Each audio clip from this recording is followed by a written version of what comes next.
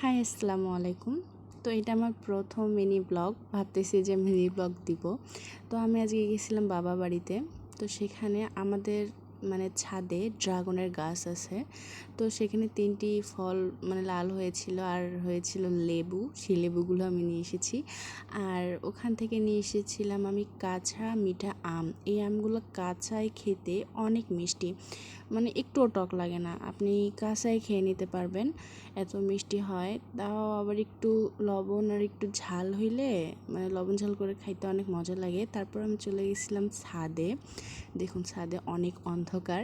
আর আমাদের এই দিনাজপুরে অনেক বৃষ্টি হচ্ছে, সারাটা দিন বৃষ্টি হচ্ছে। আর আমি ছাদে গিয়ে পেয়েছিলাম আম।